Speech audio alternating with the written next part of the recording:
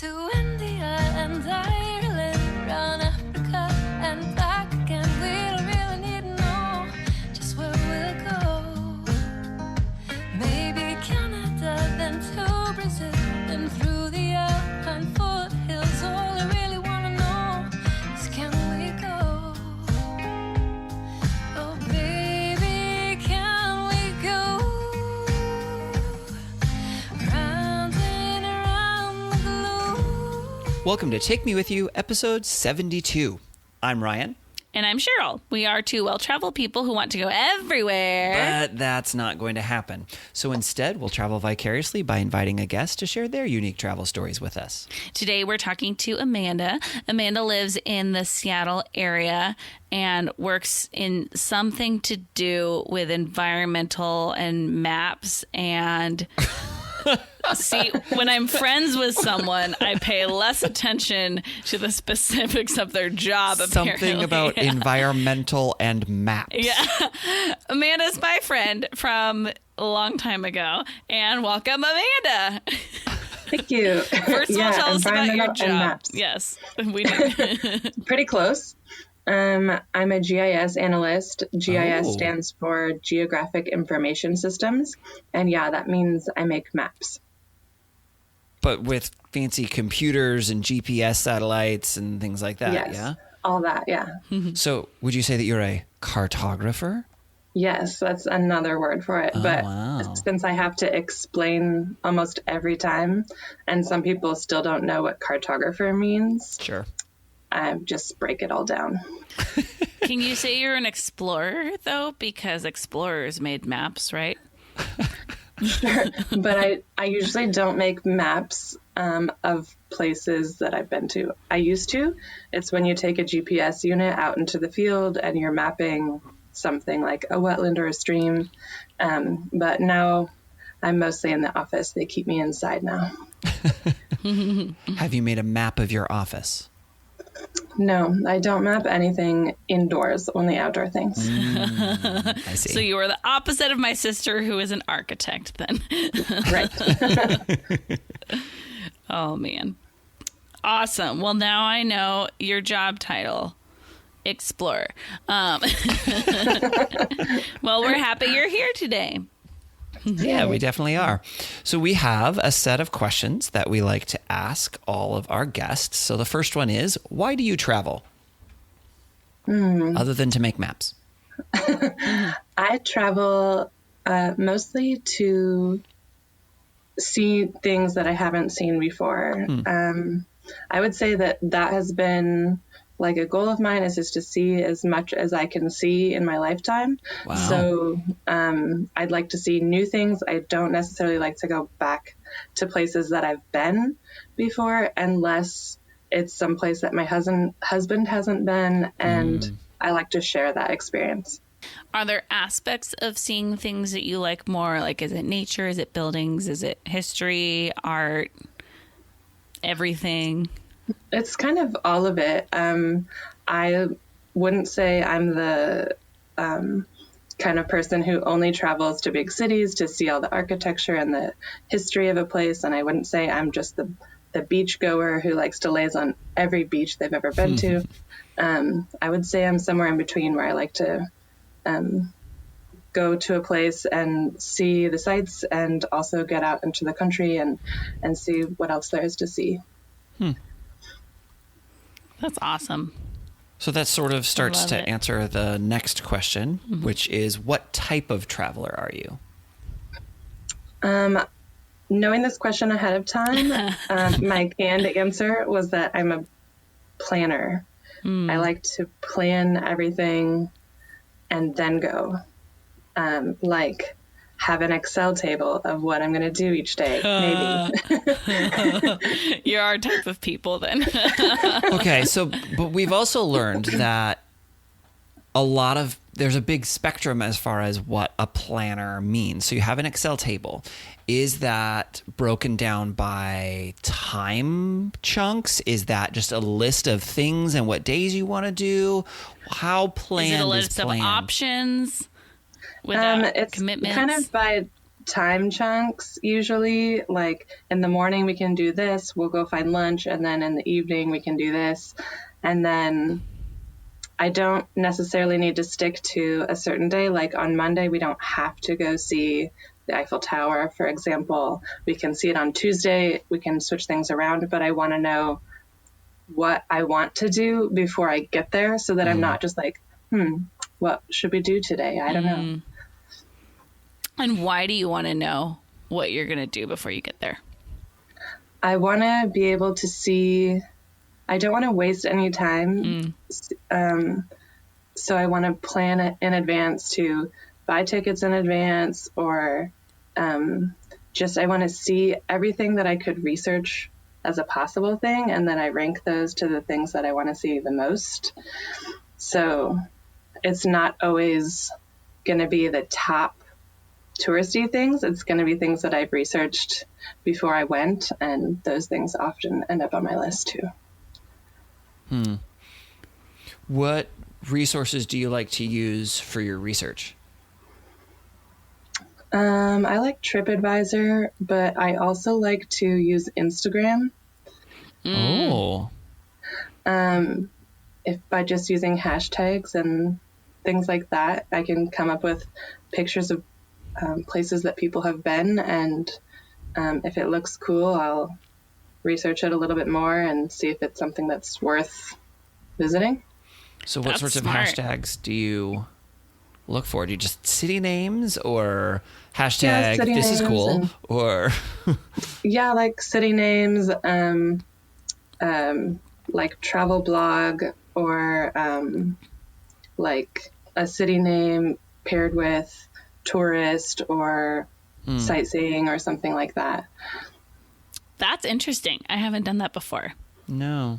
I like that Cheryl, idea. I feel like you have a new rabbit hole to fall down. I totally do. But also, I want to ask about TripAdvisor, because Ryan and I have both had a rough go at it when we try to use TripAdvisor. The navigation feels, I think, really messy. And Yeah, I agree. So how do you go about using TripAdvisor, and what do you find is helpful for? I agree that it's really messy, and you can kind of go down this rabbit hole of Yelp reviews, and like I feel like you just never end up where you think you're going to end up. And I just kind of take notes in my Excel sheet along the way. Places that have good reviews, tours that have good reviews, or bad reviews, so that I know to avoid them if I see them when I get there. That's smart. So I just kind of take notes as I go, because I know I'll never be able to get back to that same page It's true. on TripAdvisor. Yeah, that's a good point. I've That's a good learned point. that when I Google something, like I like to Google top 10 places to eat in Paris, or top 10 like things that you have to see, and whatever it is. And whenever it ends up being a TripAdvisor link, I'm just like, oh no, I'm not going to find what I'm looking for on this page. Because then it either becomes ads or lists that are not what I was searching. And sometimes it ends up being like, oh, that looks cool too, but that has nothing to do with food, or, you know what I mean? Like, it's kind of interesting. So I have not had success yet, but my sister, who's super organized in a planner, loves it. So it's always surprising to me when people find use out of it, because I'm curious, like, what is that use, and how could I navigate it better? And how are we missing it? What are we Yes. missing? Yeah. I guess I don't go in with like a specific like phrase, like top 10 or something, because you're not going to find it. So you just kind of like can search for a city and then just keep clicking until you See what find you something. see. That, So See it's what you like see. shopping at Trader Joe's. yeah. You can't It's go in with exactly the like that. list. You have to just find what they have. Yes. And write it down. Yes, which would be why I don't shop at Trader Joe's. That is a very good way to describe shopping at Trader Joe's, actually. I like that. It's because Trader Joe's frustrates me, because they have great stuff, but I'm a creature of habit. I go and I buy the same things every time, and so when I go and it's not there and I can't rely on it, then I can't shop there. Yeah, because they're like, well, we don't have that in stock right now. But you're right. It is a great thing. And you're like, but I want it. Yeah. All right. One more question, and then we will dive into your travel story. What is your number one travel tip?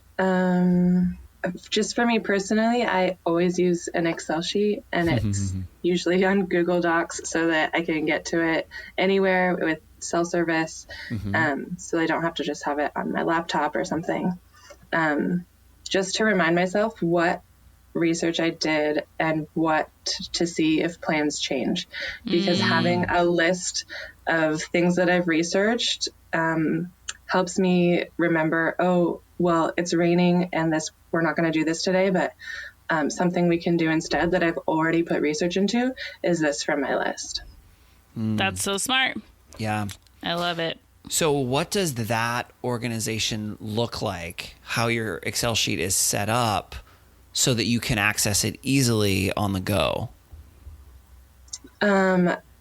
I mean, I can use it on my phone. I've got access to like Google Pages on my phone, so it's pretty easy to just pull up in my Google Drive. But do you have like a tab for each location you're going to, or do you have a tab for each day, or like would you have different columns for different things that are planned, or like backups, or like what does that organization look like within the document?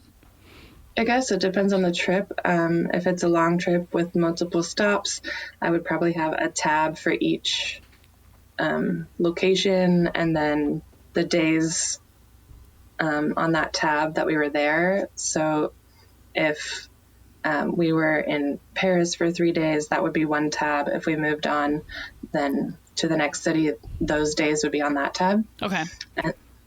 And then because I do it kind of by time chunk, any extra things that don't necessarily fit in but will lead to some flexibility because I've already done the research, I just put those at the bottom of the page.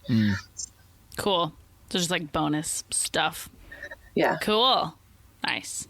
We're both big Google Docs fans and spreadsheet fans, but I think it's so interesting to learn how somebody else organizes it, because I think we always have things to learn from our spreadsheet organization. So. Yeah. Yeah. Well, I recently did a trip to Disneyland, and Cheryl's sister, Katie, had sent me a big, huge, long document of all sorts of things and all these tips. And the second day that I was there, my family that I was with got sick, and so all of a sudden we had to change plans, and the stuff that I was going to do ended up not doing, and I ended up going into California Adventure where I didn't plan to, and I had to pull that up to like figure out what was going on, because I had a plan, but that plan had to go out the window. And so it was so nice, kind of like you're describing, to have something to fall back to where the research had already been done, so I don't have to make all of these decisions all of a sudden on the fly. So I think that's a great tip. Yeah, it's really stressful if things change and you hadn't planned for it. Yeah. And you're just stuck looking at, well, now what do we do? So, Yeah. When there's time limits or language barriers or different things like that, especially. Yeah. Yeah. All right, Amanda, what trip are you going to tell us about today? Today I'm going to tell you about the time that I spent 10 months on a deserted island with 3 other people. What? A deserted island with 3 other people for 10 months? Every once in a while, I remember that that's a thing that happened in your life, and I'm like, really? So were you in a movie? That same like reaction happens to me too. It was actually the first kind of job that I got out of college, and job is very loose because I didn't get paid for those 10 months. Oh. But they paid for all the food and my Coleman 4-person family tent. So So you just like broke even at the end of this experience then? I mean, like, I guess kind of, but my parents were kind of like, okay, but who's paying for your student loans while you're gone and not making any money? And I was like, thank you.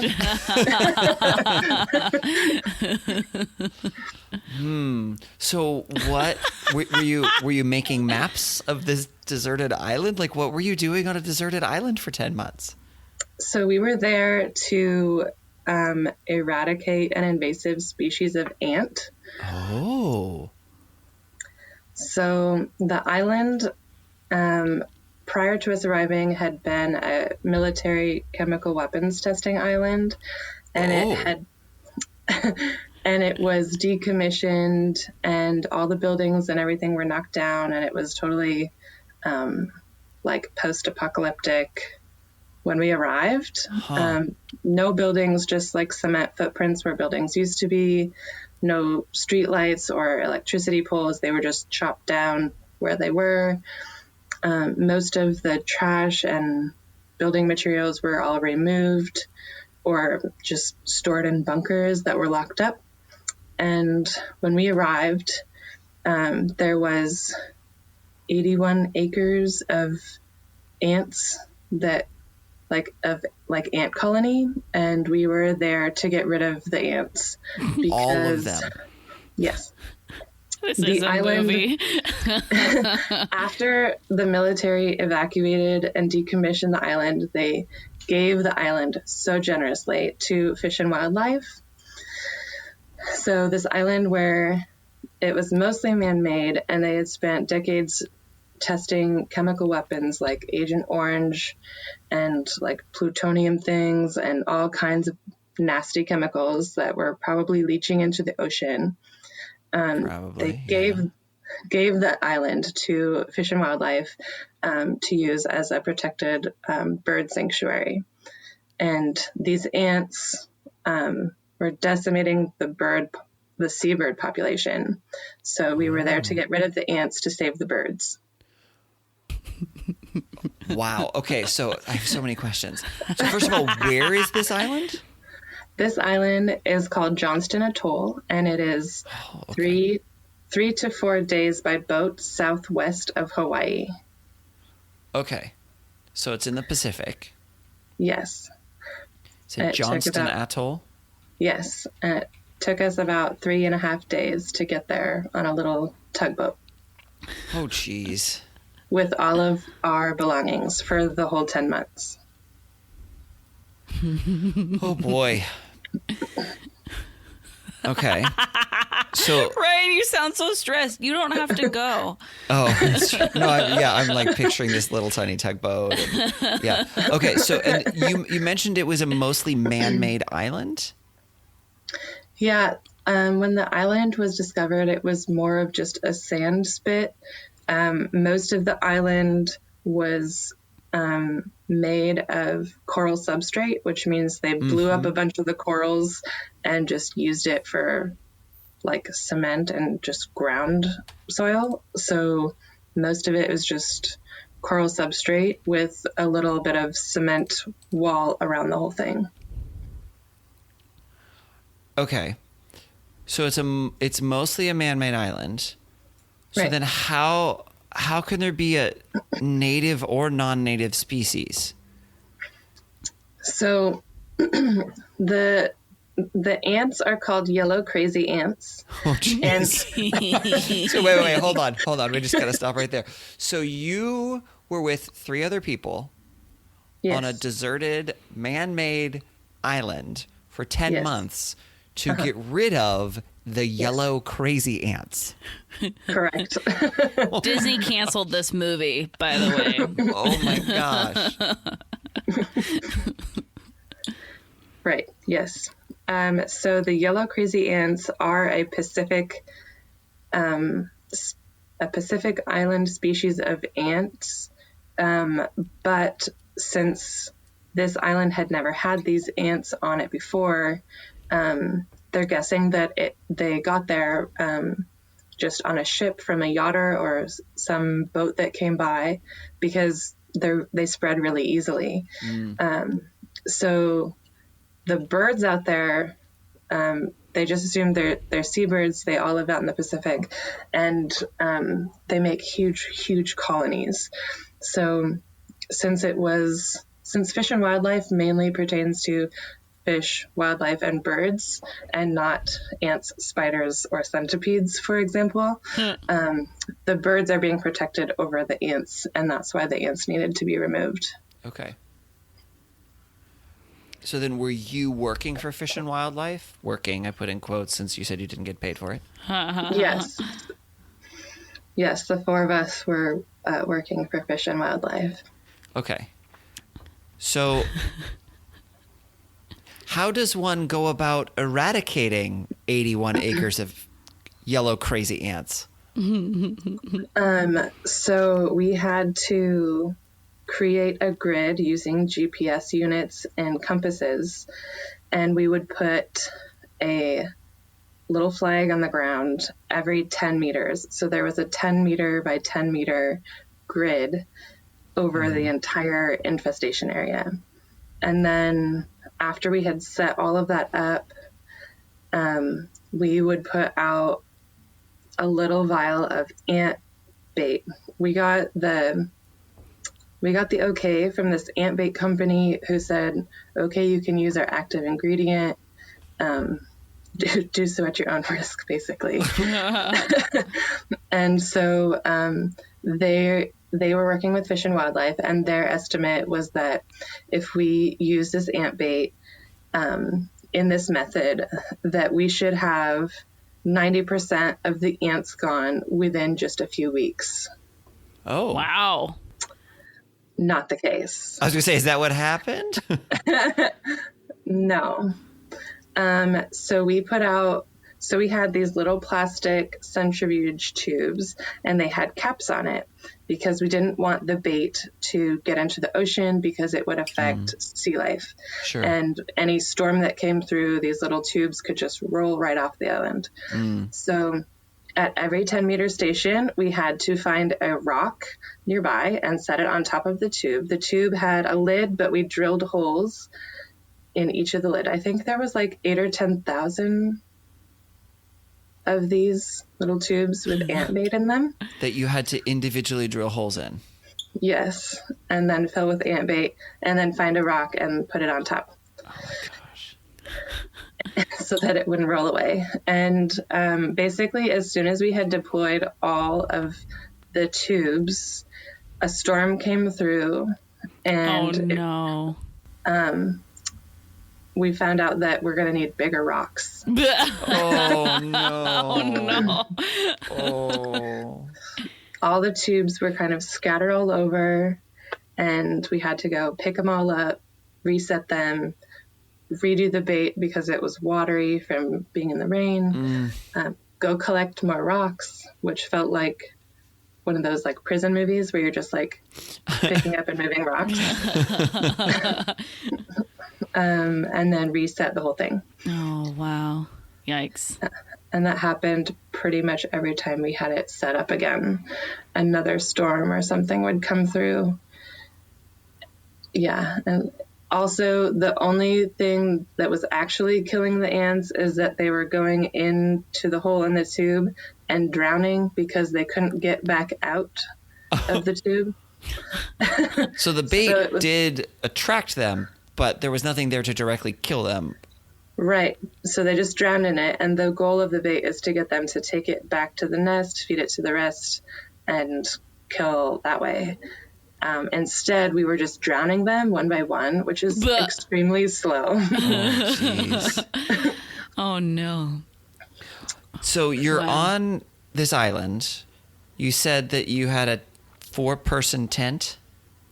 Yeah, we were each given a Coleman family-sized tent. So you had your own tent? Yes. Okay. And congratulations. Yeah, thank God. We each set up our tent kind of close enough that we could hear a little bit of each other in case there was an emergency, but like definitely far away that we don't hear them like just unzipping their tent, because after 10 months, after like 4 months, if you don't like someone anymore and you hear them zipping their tent, it's going to make you angry. Yeah. Wow. Oh, I forgot to mention these yellow crazy ants. The reason they were decimating the seabird population is that these ants spray acid. Oh, of course they do. What? Because of course they do. And so the seabirds are actually quite large, like imagine like a seagull, but bigger even. And Like an most of albatross? yeah, Ooh, they're look at pretty you big, throwing your and seabird names out there. That's because of Happy Feet. a lot of them nest on the ground under bushes and things.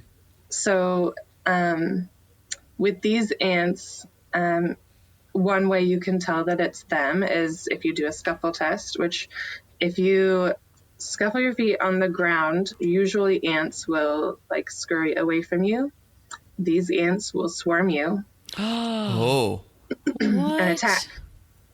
So just by being in their territory, by walking on the ground that they're in, they're going to start crawling up your legs.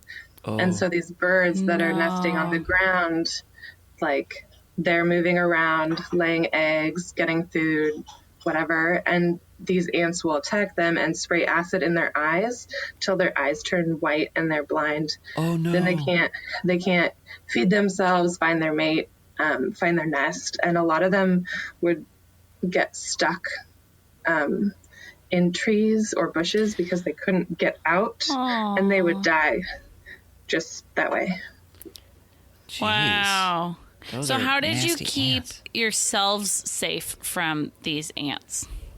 So the acid that the ants spray is called formic acid, and it's one of the weakest types of acid there is. And formic acid, the name of it actually comes from the scientific name of ants.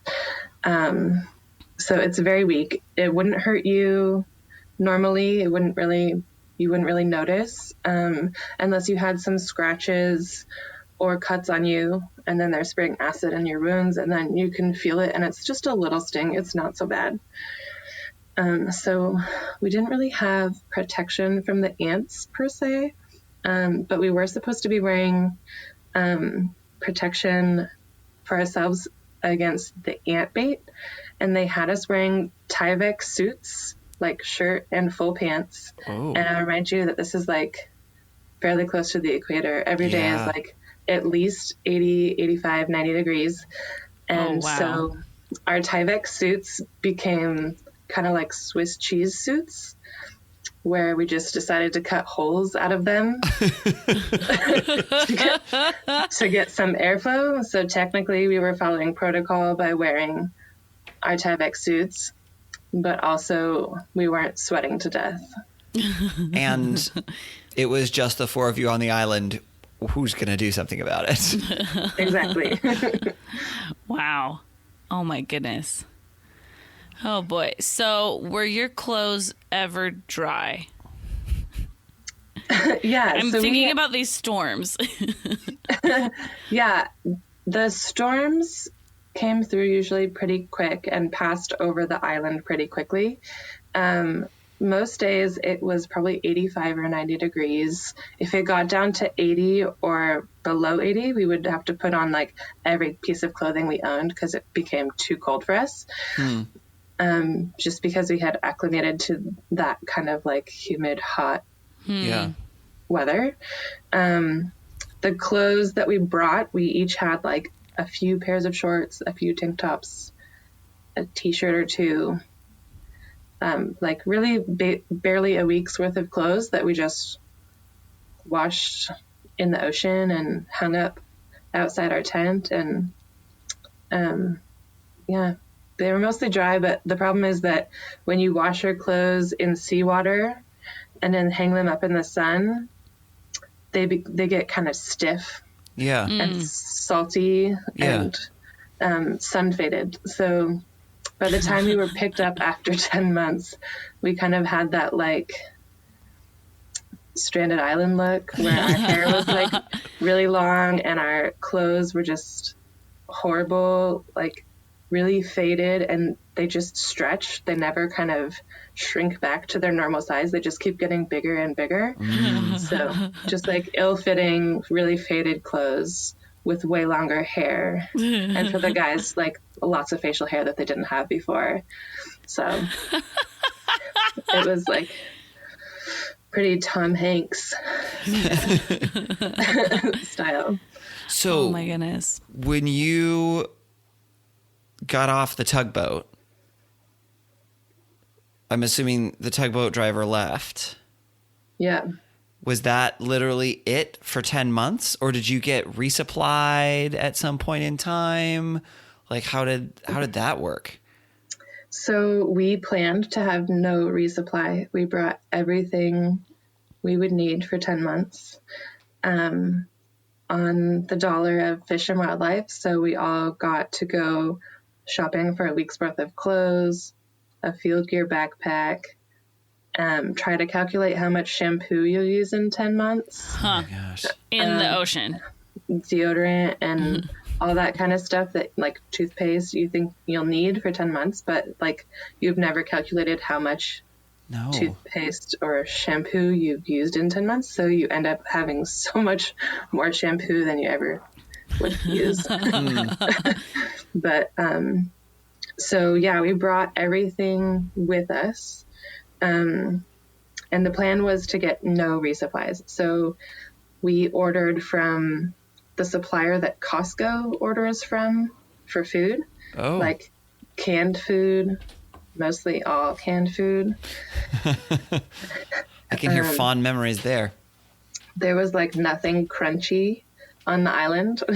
We had bought tons of bags of chips, but they went stale really quickly. Yeah. Our like most crunchy food was those cans of water chestnuts, Oh.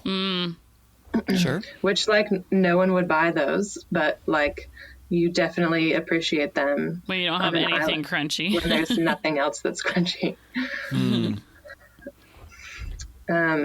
That being said, we were there for just a few weeks when our water maker broke.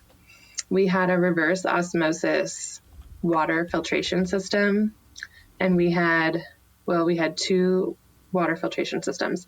One was a water pump that would pump water from the ocean into a settling bin to get all the sand and whatever out, and then another one that would go up into a second filter and then into the reverse osmosis filter to allow us to have fresh water for cooking and cleaning and whatever else. And that broke within the first couple weeks, Uh-oh. which warranted a special Coast Guard airdrop. Whoa.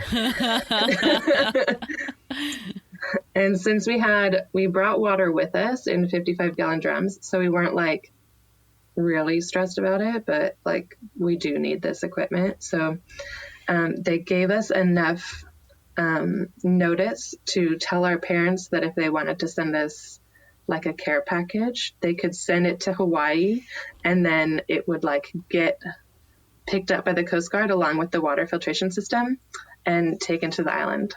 Oh, wow. That's so cute. Yeah. So you had some communication with someone. Right. So the deal for communication was that USGS has a tsunami warning station on this island. Oh. And it had broken. So they wanted to hitch a ride on our tugboat to fix it.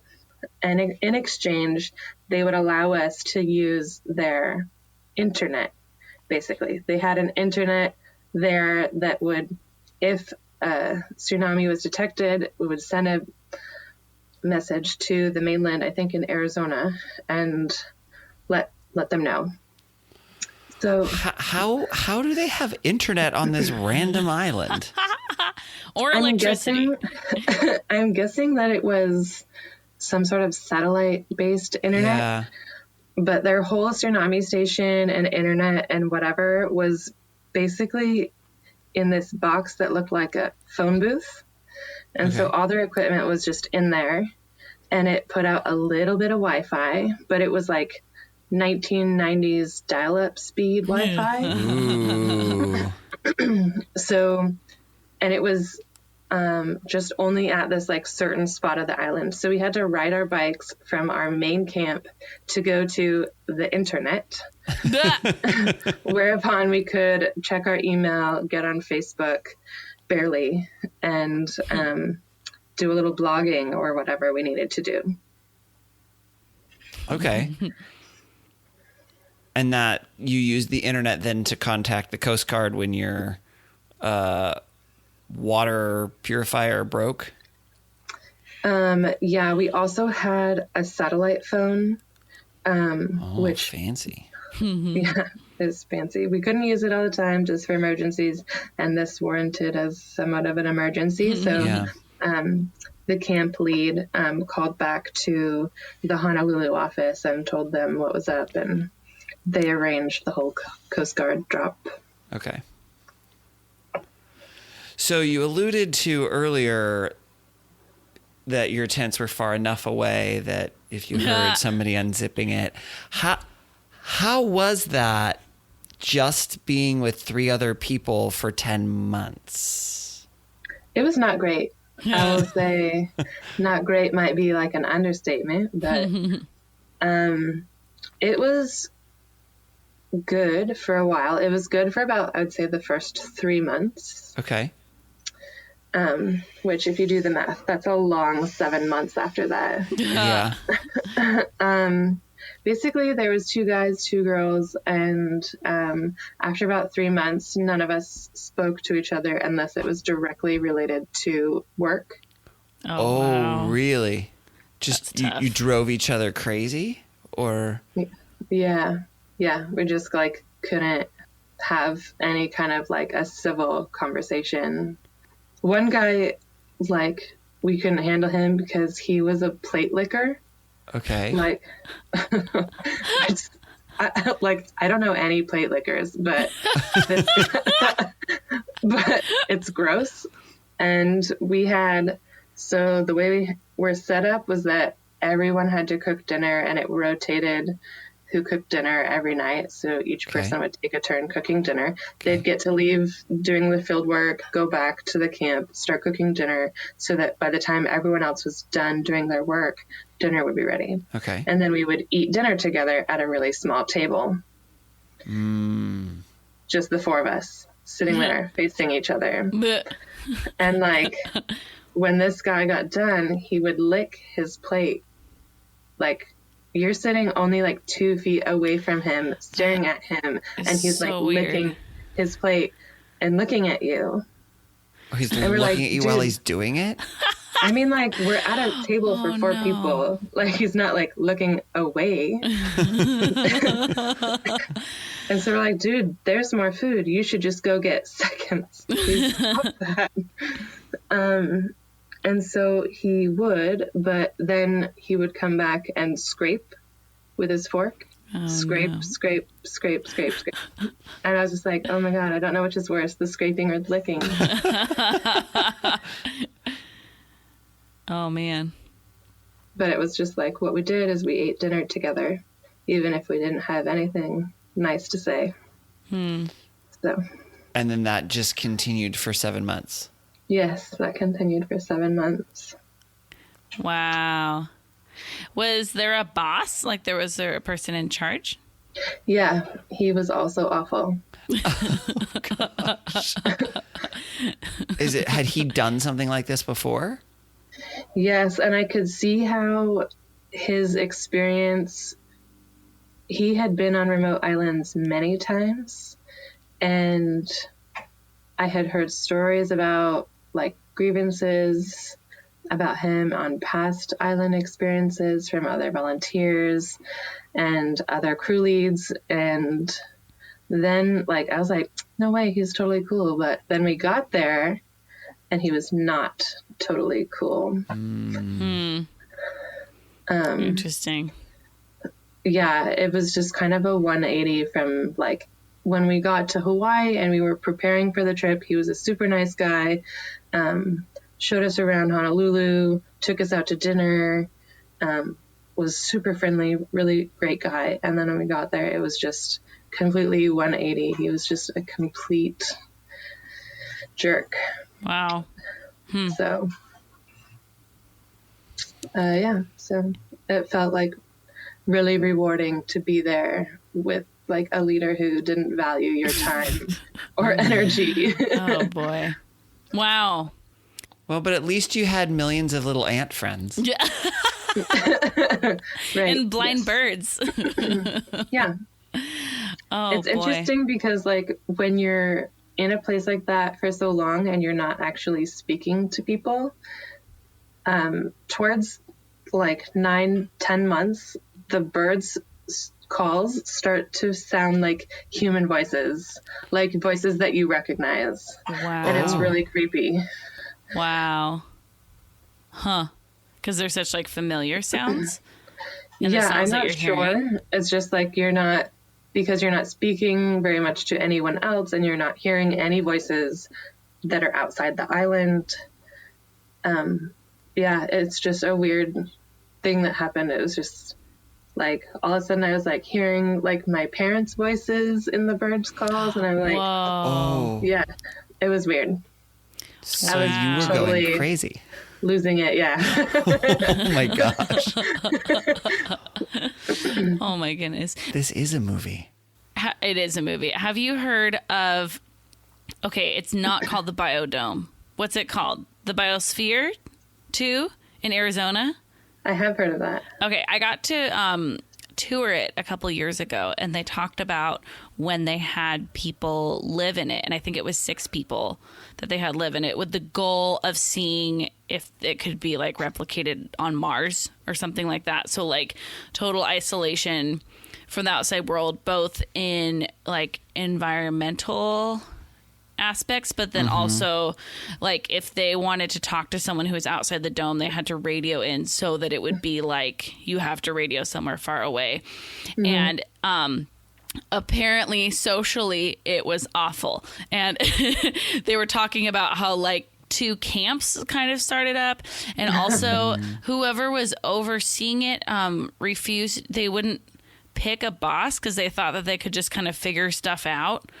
And so they didn't pick a leader, and it sounds like for a while like no one talked to each other. And then it was interesting like comparing that to your experience of like maybe a small group of people living totally isolated is like not the best situation.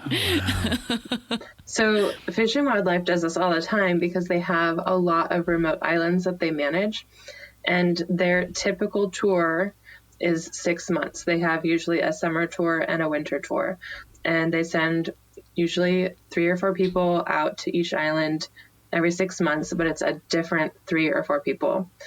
So a maximum island sentence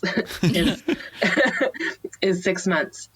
In this case, we were the first. This was a project that was just starting up, so we were the first volunteers to go to this island and set up this project.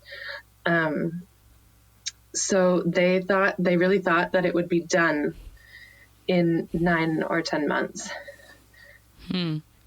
And honestly, we were told 9 months, but this was in 2010, 2011, at a time where the government had shut down for a while. Oh no. And in order for Fish and Wildlife to spend their money, they need the government to not be shut down. So they couldn't pick us up at 9 months like they said they were going to. Oh, That must have been torture.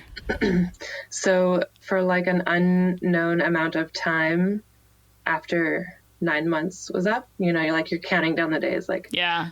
it's so close to 9 months. And then, we can't come get you. So just hold tight. We'll let you know. Oh. Oh my goodness. Oh boy. Well, at least you were with your best friends. Besties. The birds. Oh my gosh. Wow. So did you continue to work while you waited? Yeah, so we decided that the ant bait situation that we thought would work is not going to work.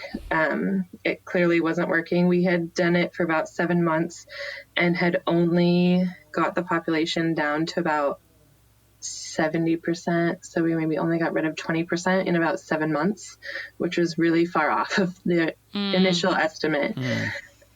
So we stopped doing that. We picked up all our tubes, and we started doing palatability tests, which means Hopefully not testing how good the ants taste to you. I mean, No, if we they're wanted to crunchy, they know- might have wanted them though. Good point. They would have been crunchy. We wanted to know what the ants wanted to eat most. Okay. So we set out samples of peanut butter, canned chicken, like Cheese Whiz, Ugh. and maple syrup. I think just those four. And we wanted to see, like, do they like sweet things? Do they like salty things, oily things? We want to know what they like. So we did a bunch of tests in different areas with different levels of infestation and just went out there with clickers to count how many ants were visiting Jeez. each little tasty bite. And So like a Costco worker by the door type of clicker. yes, one of those clickers. Yeah. So you'd put down like the Cheesy Whiz and set your timer for a minute and just click how many times an ant comes to visit the cheese. And then you'd put down the peanut butter and set it for a minute and click how many ants came to visit the peanut butter. And so we did this a bunch of times in a bunch of different areas. And we determined that the best success for ant attracting was maple syrup. Okay. So that means that the next crew who came after us bought a boatload of maple syrup. Literally a boatload. Yes. And they actually worked with the ant bait company to give them the actual active ingredient in the ant bait. So we were given this clear gel that we were putting in tubes, but they were given some sort of powder or something. So they were creating their own ant bait with some sort of active ingredient and maple syrup and deploying their own version of ant bait that way after we left. Wow. And did you ever hear how it went? So we went in 2010, 2011, and I think they've had tours every 6 months. Oh boy. Almost since then. I think last time I checked, they were down to less than 1% of the ant population left. Oh, okay. Wow. But it took literally years of sending people out every 6 months to get the population down to that percentage. And the reason that they're having a hard time with the last 1% is because on this man-made military island, we were not given any real like plans of the island because it's kind of confidential military stuff. So there's a lot of like secret or rumored secret underground cavities or lairs or whatever you want to call them. Wow. Where the ants could be hiding underground, where you can't necessarily ant bait them. They could be just spreading underground. This sounds like Lost. A little bit. And are these ants, do they tend to live mostly subterranean? No, but they are just really versatile and they can kind of just they can live anywhere they please, and they form multi-queen colonies, and so they spread Interesting. really This quickly. keeps getting weirder. Wow. Oh my goodness. Oh boy. And have they started sending therapists with these groups? Seriously. Yeah. Like if I didn't get paid, at least they should have like paid for therapy. Yeah. Wow. Yeah. Would you- That is so odd. Would you ever do something like that again? I get that question a lot. And at first I was like, not only no, but hell no. And now I would say, I mean, it's been so many years that like, you don't remember like the very, very worst of it. I would say I would go if it was less time and I were paid. Yeah. And you could take your husband. Yeah. Yeah. Would that be a good thing, though? I think it would be okay. I mean, as long as it wasn't just only me and my husband. Like if there was like a few more people and I got paid. Yeah, getting paid would, I think, I mean, it's only going to help so much, but it would help at least some. Yeah, and then also like maximum of 6 months. That's it. Yeah. Wow. Oh, man. Well, Amanda, thank you for sharing with us about this so weird experience. This question is going to be really weird, but I'm still going to ask it. So, because we ask all of our guests, and I can't break it now. Based on the title of our show, Take Me With You. If you could take us with you to just one thing on this trip, what would it be and why?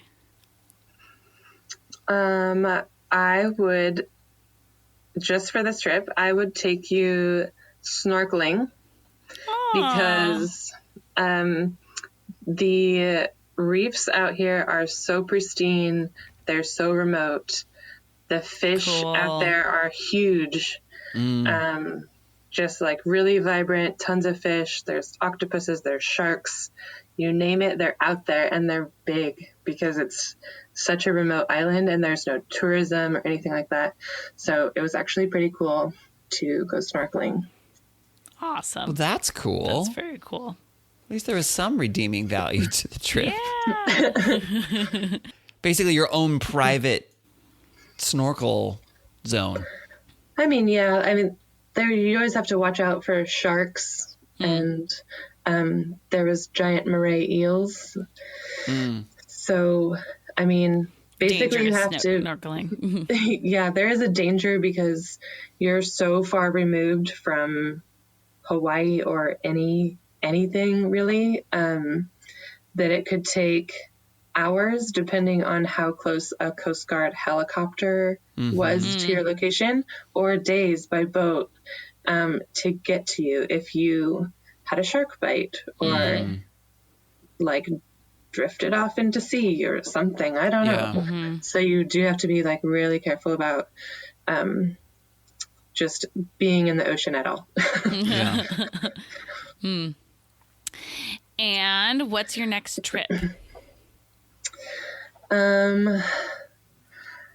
Let's see. I think my next trip, well, I haven't bought tickets yet, but I think my next trip will be to Hawaii. Yay. I've been to Hawaii before, but I'd like to go to Maui because I like to try new things. Awesome. Similar, but new. That's awesome. Yay. And do you have any travel questions for us? Sure. Have you guys been to Maui or Kauai, and what would you recommend if you've been there that I must do? Yes, and Ryan has not. Okay. I've never been to Hawaii at all. I've been to both. The last time I went to Kauai was when I was in 3rd grade. So I'm not going to have great advice there. However, I do remember that it's a very lush island, and that like people who are really into the nature part, or just like even the florals, that it's really gorgeous Florals. there. Yeah.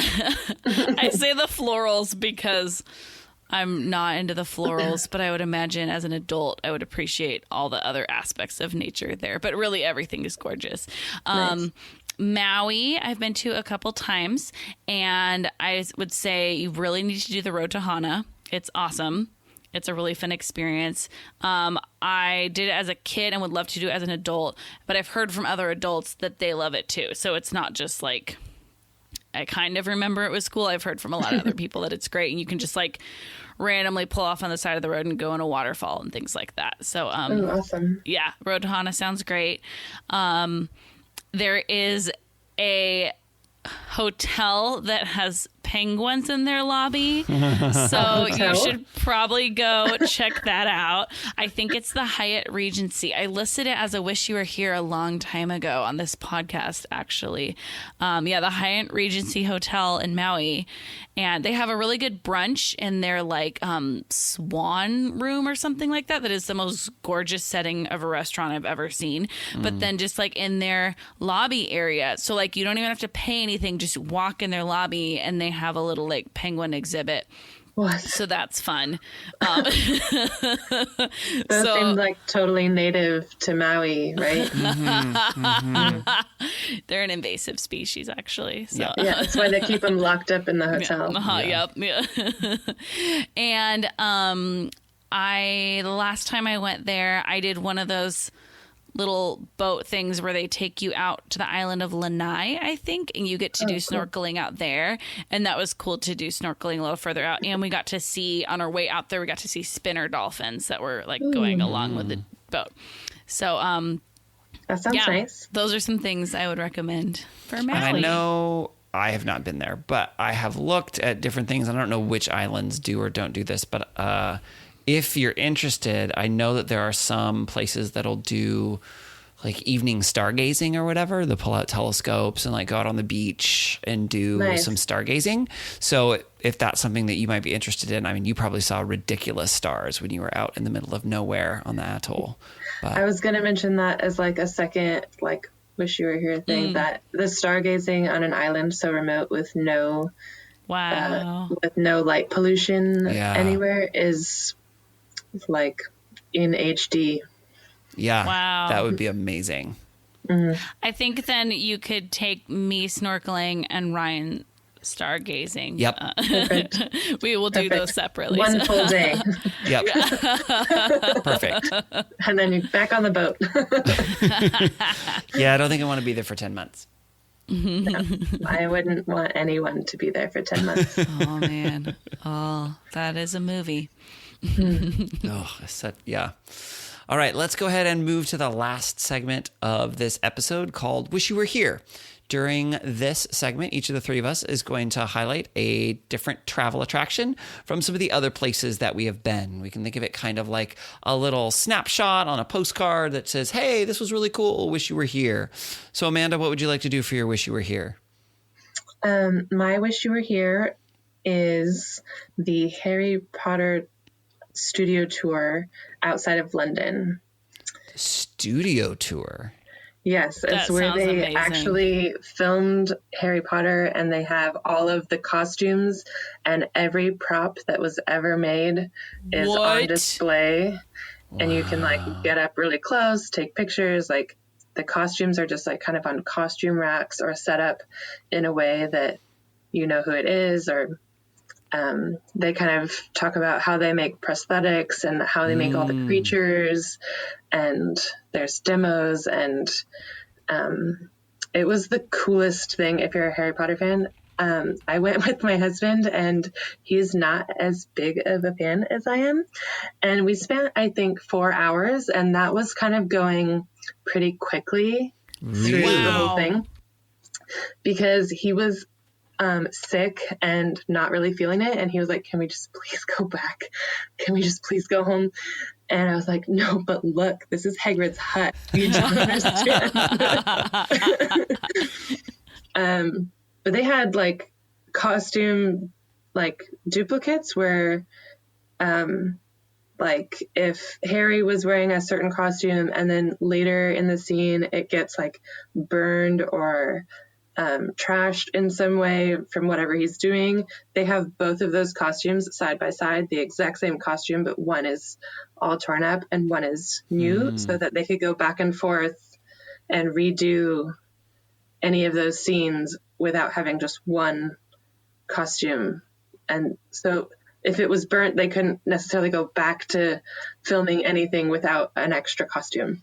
So they had every wig, they had robotics section where they had like robots of like hippogriffs and the little shriveled Voldemort where he's like, like he looks like a small baby. It's actually a robot that like breathes Oh no! It's super cool. So Wow. I quickly did a little internet search. Is this, I'm trying to see if I found the right thing. Is it the Warner Brothers studio tour in Yeah. London? Is it part of that? Yeah, it's just Okay. outside of London. It's amazing. They have, so I guess when they started filming, they were filming in an actual neighborhood to use all these houses for Perfect Drive. It got to be a little too much for the neighborhood because they were really controlling about like what cars could be parked outside, what it looked like, guests and all that. They recreated this neighborhood in their studio. So you can walk inside Harry Potter's house. You can look under the cupboard, under the stairs. Halfway through, there's like a little cafe where you can get butterbeer and like random things like chili hot dogs. But yeah, it's just amazing. I'm looking at their website, and one of the things it says it's featuring is behind the seams. Yeah, I guess that would be behind the Oh, scenes. that's so cute. While we were there, they had just finished the Gringotts Bank section. And so you walk in Gringotts Bank, you go down the line where there's all those like gremlins, I think. And so you go all the way to the front of the bank, like you're going to ask to get into your bank account.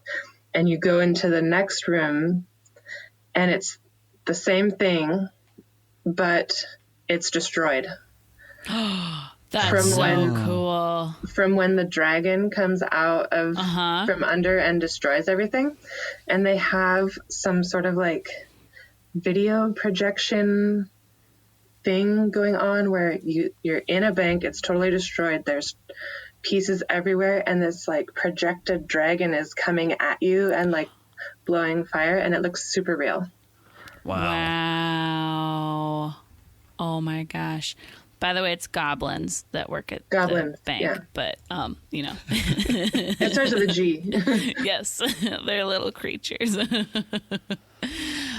well, I got to add it looks that to like- my list. Darn Looks it. like coming soon too is Hogwarts in the Snow. Oh yeah. That looks great.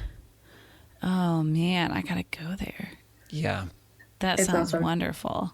yeah. You can take Cool. like a special bus that will get you there, like a double-decker bus that's like specifically Is it the for Harry night Potter. bus? I was going to say It's the not night the bus. night bus. It's not the night bus. The night bus is there though. You can get on the night bus and look at it. Oh, But you take a special bus out. It's just outside of town. It takes like 20 or 30 minutes to get there. And that's not bad. Yeah. But get your tickets online way, way in advance. Because Okay, it books up. Yeah. good It to makes know. sense. And that's why you do your research so you don't miss out on Harry Potter. That's right. Yeah. That's right. Wow, that was a really good wish you were here. I think we all wish that we were there. Yep. All right, Cheryl, what are you going to do for your wish you were here? Mine's not as good, but we do this every week, so I feel okay about that. So, have either of you been to Coopville on Whidbey Island? Yes. I've been through it. I don't know that I've Okay. ever stopped in it. Okay. So I'm a big fan of Whidbey Island, and I would recommend it to people visiting the greater Seattle area or just any of the islands or the Olympic Peninsula or anything. It's all great. But Coopville is a really cute town, more towards the north end of the island. And I was just there this weekend, and it was so funny because so my husband and I ate at this restaurant that I'm going to talk about, but it's on this little street, and it's like their main street right on the water. And I was like, man, this street's so funny because it looks like it's in a movie. And Daryl was like, no, it looks like it's in a Hallmark movie. And I was like, oh my gosh, you're right. This is a Hallmark movie street where like somehow the main character also works on that street, and like it's walkable to get back to their house, and they run into everyone course. there, you know? And so the restaurant that we went to was the fancy restaurant where maybe the big proposal scene happens, or maybe the first date, or I'm trying to think about like what else would happen in the Hallmark movie. But no, it's just a great restaurant. It's called Front Street Grill. It's in Coopville. Coopville is on Penn Cove, and if anyone's heard of Penn Cove mussels, they're awesome mussels, and they come from right there. And so You're talking about the sea creature, yes? yes, Not that like is a gym. very delicious and edible. So this place has mussels in like 10 different ways that they do like a sauce or different ingredients with them. I'm sorry, I'm still picturing every time you say muscles, actual like someone flexing their biceps. So this place has mussels in 10 different ways. Sorry. Continue. Yes, please continue. They grow the mussels and harvest them. I love eating the food that is mussels. You could just stop at you love eating. Yeah, that's true. I love eating. Yeah. Yeah. I love eating food. Yeah.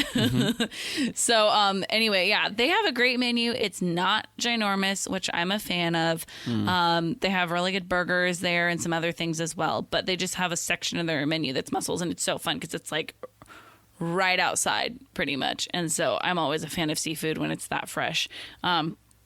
But yeah, mine included bacon as a part of the mussels too. So that was really good. So, yeah, I'd recommend Front Street Grill if you're on Whidbey Island. It's great. Nice. Ryan? Awesome. All right. I am going to do the Australian Butterfly Sanctuary in Kuranda in Australia. Whoa. And it's very cool because it's in part of the rainforest. And it's, I mean, a butterfly sanctuary. Like, there are a lot of places that have, you know, butterfly dome areas where you can walk around and butterflies are flying around you and things like that. There's one in downtown Seattle at the Science Center and things like that. So a lot of people have been to things like that. I think this one is especially fun because, one, it's in Australia, so you got to go to Australia to go there. So that's always a bonus, right? Because you're in Australia. But then more than any other one that I've been to, not that I've been to a bunch, but I have been to a few, the butterflies will just land on you. Whoa. And so they'll land on your head, they'll land on your shoulder, they'll land on your arm, and the butterflies are just gorgeous. And all these butterflies, I'm pretty sure are... maybe not, but I think that they were all native to that area. And they had a section where they had like chrysalises and cocoons where they were, you know, having caterpillars that were in the process of turning into butterflies and moths and things. And they have and now I don't remember the actual name. So give me a moment. Let me see if I can find it. It's a giant... I don't remember what it's called, the giant moth of some kind that's like super big. And it's actually, it's really pretty. Really? Oh yeah. It's not like a creepy looking. Is it furry? Was it what? Is it furry?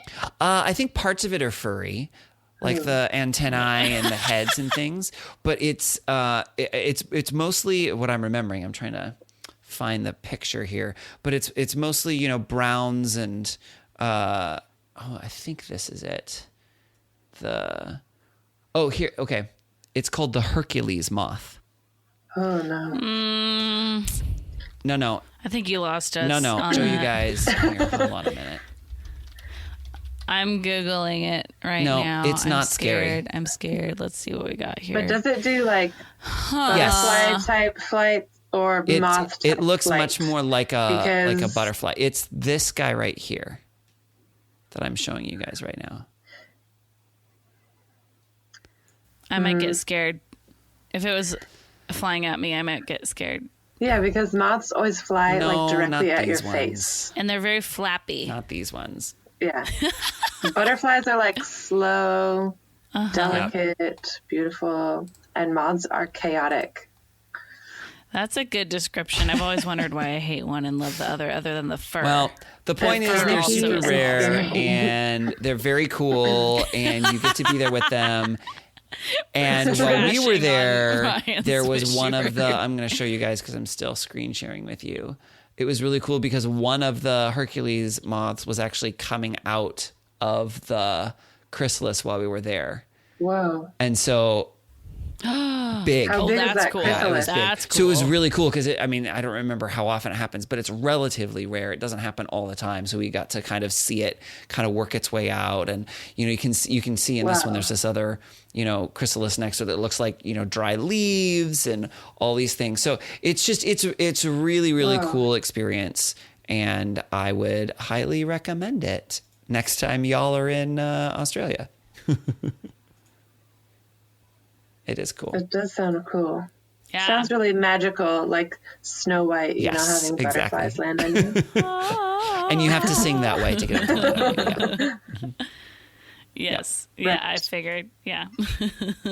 All right. Well, I think that is going to do it. We would love for you to follow us on social media. We are at Timwy Podcast, TMWI for Take Me With You Podcast.